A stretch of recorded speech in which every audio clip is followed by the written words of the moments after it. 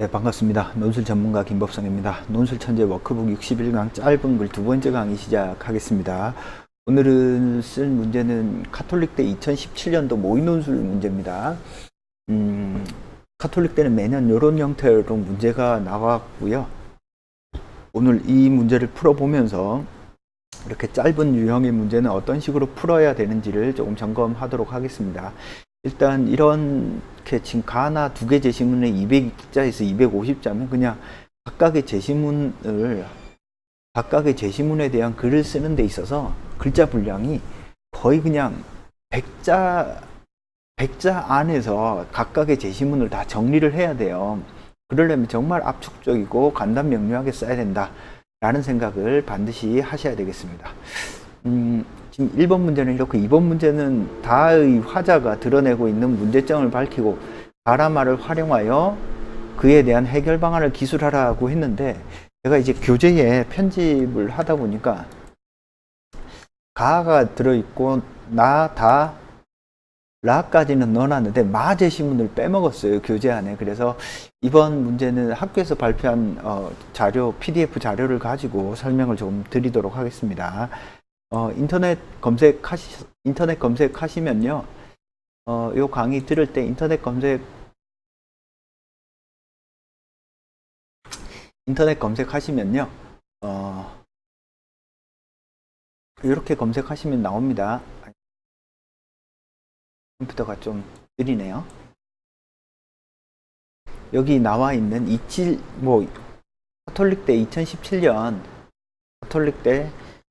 카톨릭 2017 모의 논술 치면 거의 대부분 PDF 자료가 올라와 있으니까요. 그거 가지고 여러분들 이제 보시면 될 것 같습니다. 자, 그러면은 이제 본격적으로 설명을 조금 드리도록 할게요.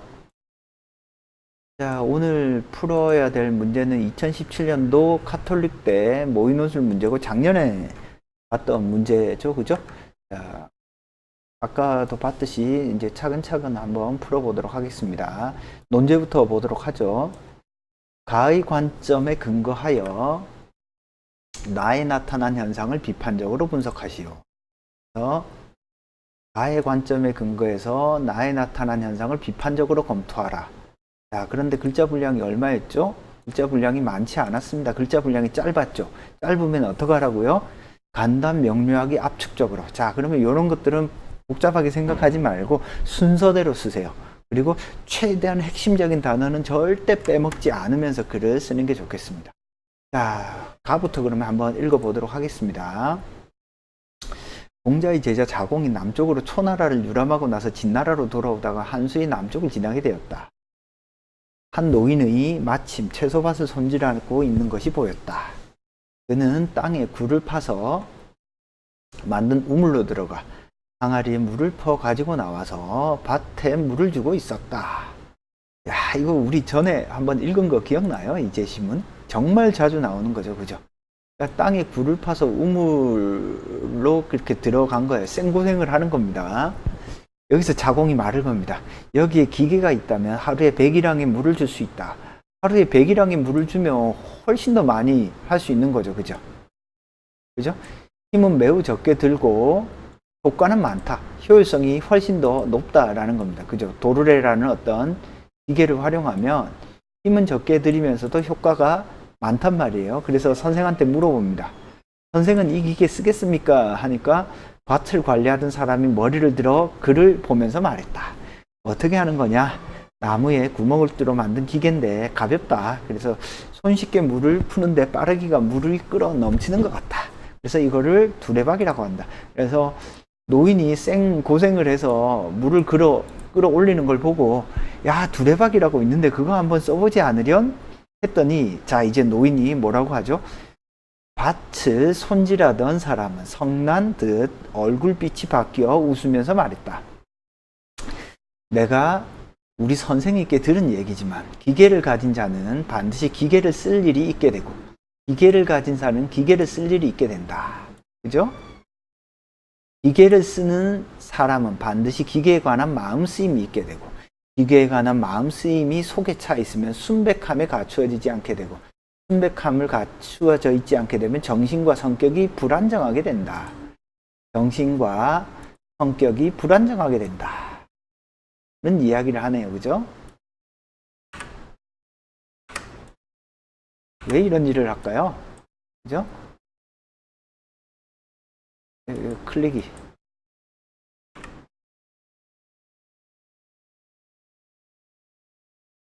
왜 클릭이 안 되죠? 자, 조금 더 보겠습니다. 그래서 정신과 성격이 불안정하게 된다. 라고 이야기를 합니다. 정신과 성격이 불안정해지면 사람에게는 도가 깃들지 않게 된다. 나는 알지 못해서가 아니라 부끄러워서 하지 않는 것이다. 결국에는 사람이 기계에 자꾸 의존하게 되면 의존하는 정도가 커지니까 결국에는 어떻게 된다라는 얘기예요. 의존하는 정도가 커지니까 마음이 평화롭지 못하게 된다라는 겁니다. 그 결과 불안정하게 되고 도가 깃들지 않게 된다라는 말입니다. 결국 이 이야기를 하고 나니까 자공이 어때요? 얼굴을 붉히며 부끄러워서 몸을 굽히지 대답도 못하였다. 결국 이 글에서 우리가 읽어야 될 건 가의 관점은 뭐죠? 가의 관점은 가의 관점에 따라서 뭘 하라고 했어요? 나를 비판하라 그랬잖아. 그럼 가의 관점을 찾으면 되지. 가에서 말하고자 하는 건 뭐죠? 도가 깃드니 도죠. 도의 핵심은 뭐죠? 기계에 의존하는 것. 그죠? 기계에 의존하게 되면 내가 스스로 할 수 있음에도 불구하고 자꾸 기계에 의존하기 때문에 어떻게 된다라는 겁니까? 이 텍스트에서는 기계에 의존하기 때문에 사람이 정신, 성격이 불안정해진다라고 이야기를 하는 거죠. 결국 여러분들이 읽어야 될 건 가가 궁극적으로 말하고자 하는 것은 기계에 의존하게 될 때 도를 이루지 못하고 인간은 자꾸 불안해진다. 정신과 성격이 불안정해진다 라는 거예요. 왜? 의존하려는 성격이 있으니까. 마음쓰임이 자꾸 있으니까.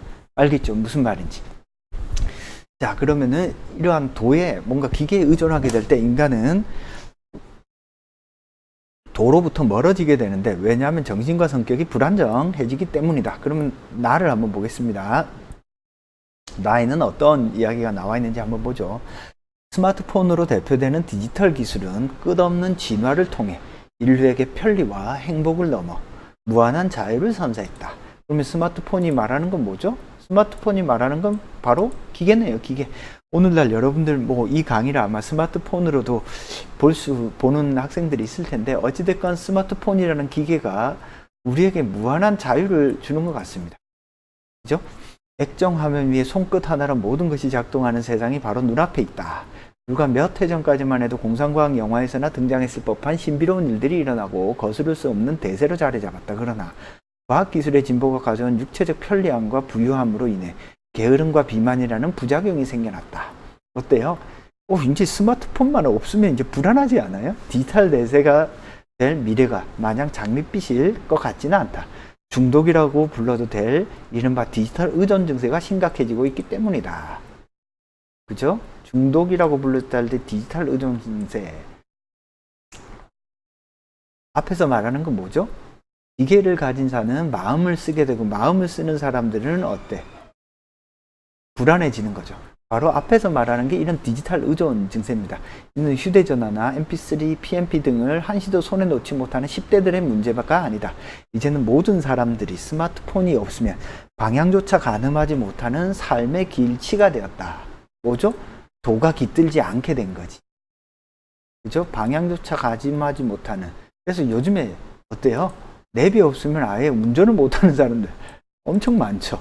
그냥 내비만 보고 가도, 옛날에는 길을 가기 때문에 주변을 잘 살펴보면서 어떻게 했어요? 방향을 잡았는데, 이제는 내비 없으면 아예 길을 못 가는 사람들 많아요. 결국에는 나가 말하고자 하는 것은 뭐예요? 현대과학기술, 스마트폰으로 대표되는 현대과학기술의 어떤 문제, 그 중에서도 뭘 이야기하고 있죠? 디지털 의존의 문제를 이야기하고 있다라고 볼 수 있겠습니다. 결국 여러분들이 나를 가지고 나를 비판하는 과정에서 어떻게 해야 돼요? 이 디지털 의존은 너무나 기계에 의존하는 것이라서 바람직하지 않다. 순백함을 잃게 된다. 그죠? 자, 그러면 한번 봅시다. 가의 관점에 근거해서 나에 나타난 현상을 비판적으로 검토하라. 자, 가에서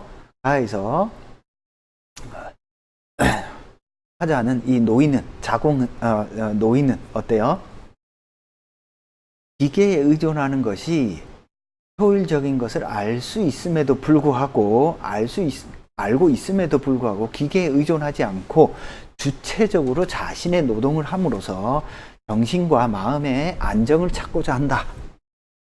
이러한 맥락에서 보면, 이러한 관점에서 보면 나에 나타난 스마트폰에 대한 디지털 의존 증상 아니면 과학기술에 대한 과도한 의존은 문제점이 많다라고 볼 수 있다. 왜냐하면 디지털에 의존해서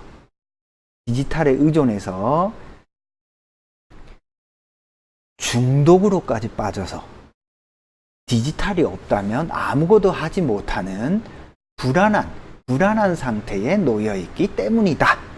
자, 방금 제가 말을 했잖아요. 이 정도 말이면 딱 대학이 요구하는 몇 자가 나와요?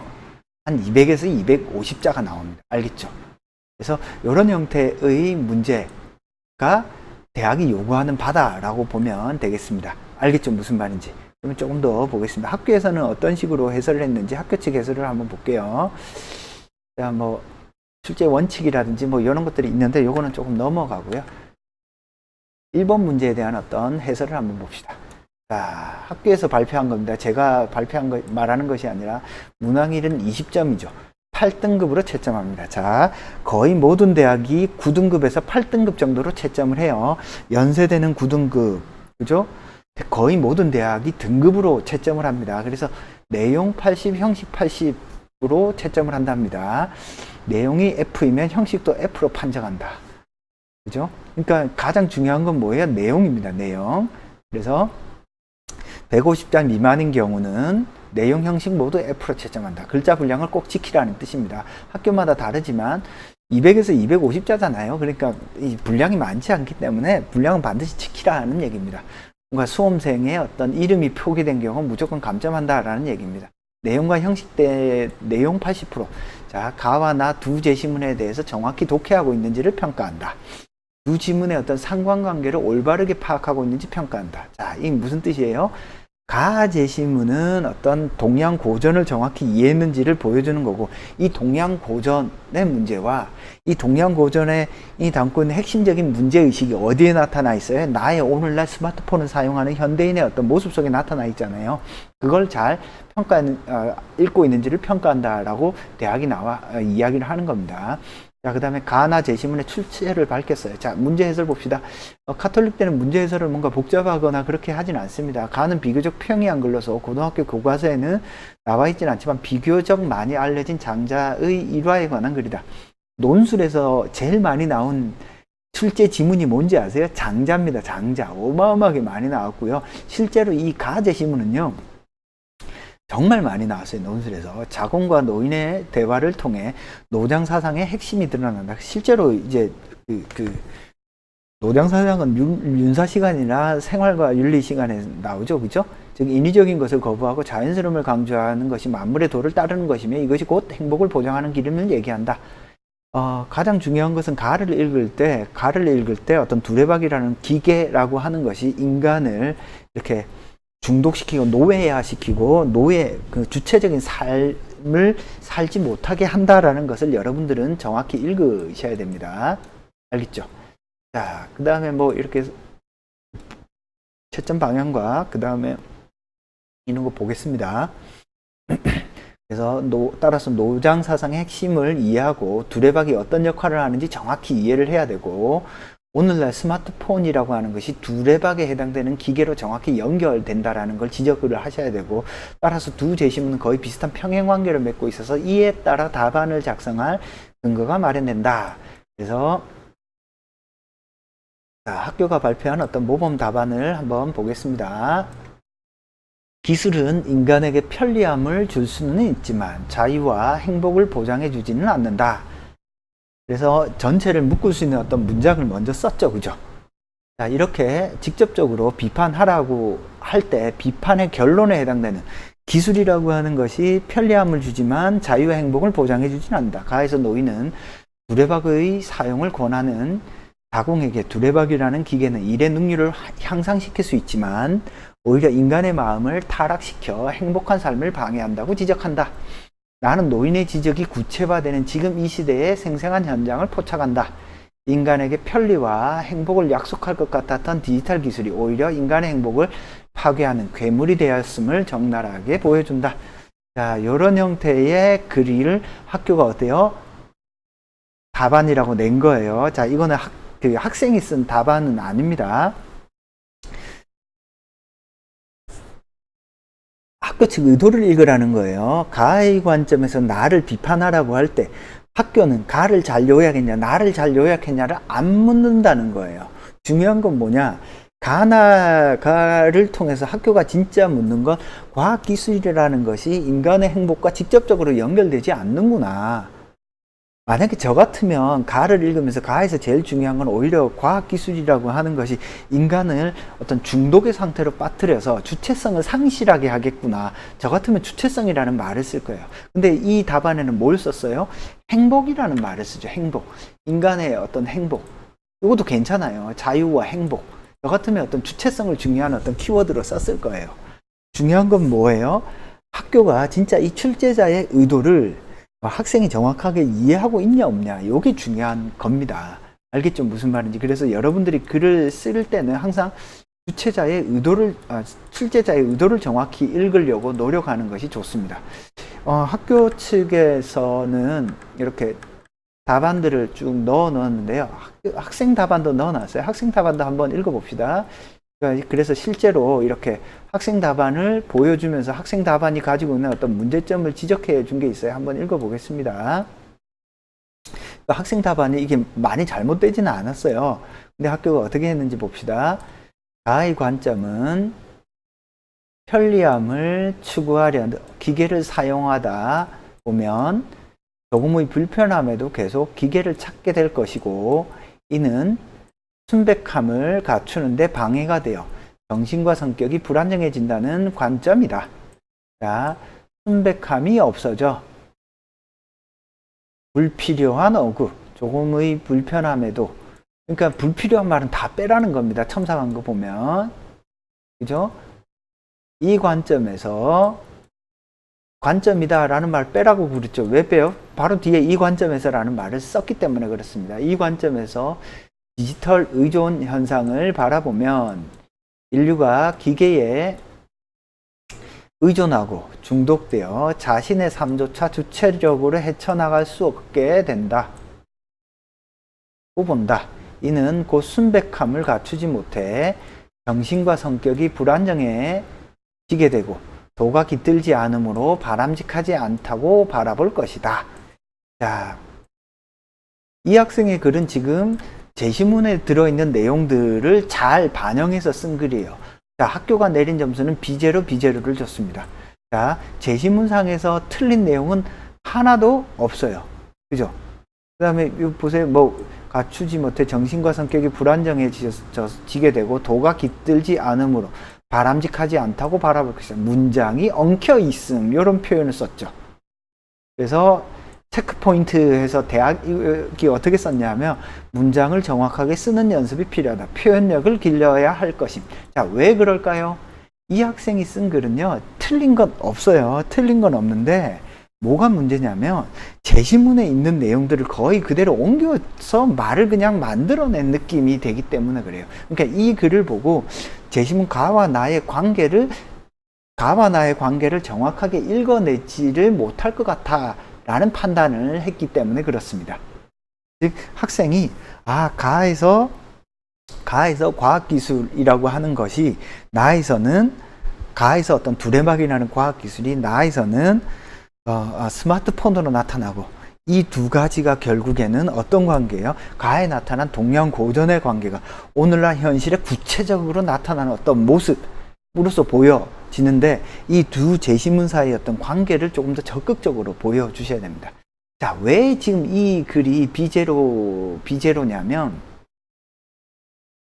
지금 카톨릭 대학은요, 시험 시간이 여기다 쓸게요. 좀 써보겠습니다. 가톨릭 때는 시험 시간이 짧다. 시험 시간이 길다. 길고 분량은 짧다예요. 시험 시간이 길고 분량이 짧아서 실제로 시험을 친 학생의 글을 보면 이런 형태의 글이 아주 많이 나옵니다.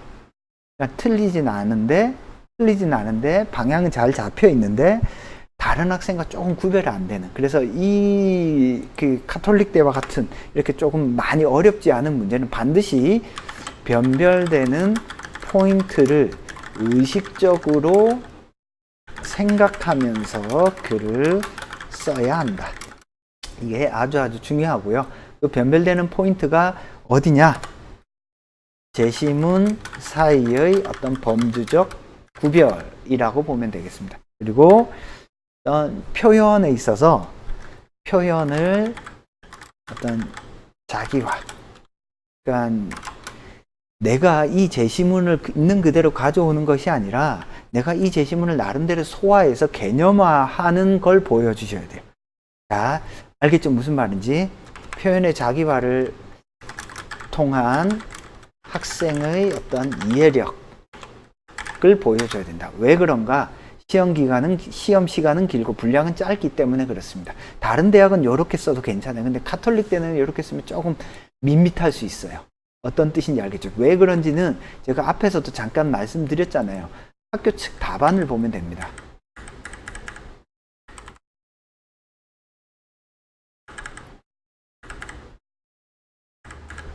학교 측 답안을 한번 볼게요. 학교 측 답안이 어떤 점이 좋은지를 한번 봅시다.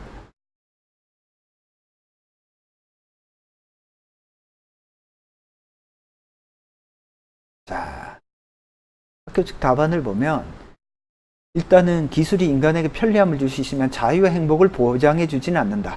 자, 조금 전에 읽은 그 학생의 글과 자유와 행복이라는 말은 어때요? 안 나와 있죠, 제시문에. 그렇지만 기술로 인해서 발생하는 문제점.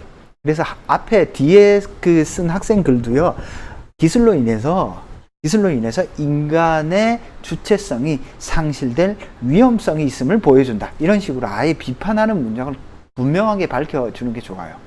가에서 노인은 두레박을 사용을 권하는 자공에게 두레박이라는 기계는 일의 능률을 향상시킬 수 있지만 오히려 인간의 마음을 타락시켜 행복한 삶을 방해한다고 지적한다. 자, 가에 대한 정확한 독해가 들어 있습니다. 가의 핵심되는 소재. 자, 그래서 시라든지 소설이라든지 동양 고전이 나오면 상징적인 시어, 개념어의 의미를 해석해 줘야 돼요. 여기서는 뭐가 되죠? 두레박이 되겠습니다.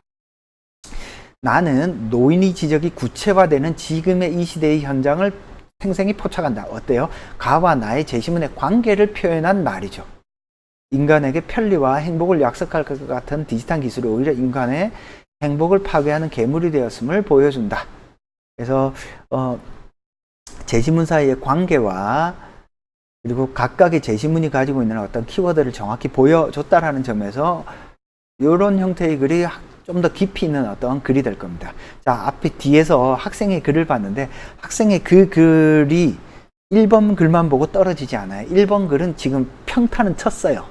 그렇기 때문에 2번, 3번을 잘 쓰면 1번 글도 괜찮아요. 알겠죠? 2번, 3번을 잘 쓰면 학교 갈 수 있습니다. 자, 1번 문제에 대한 설명은 여기서 마치고요. 궁금한 사항은 논법닷컴으로 질문하시고 1661-5143으로 전화 주시면 답변 드리도록 하겠습니다. 논술천재 워크북 짧은 글 2번째 강의 가톨릭 때 1번 문제에 대한 설명은 여기서 마치도록 하겠습니다. 감사합니다.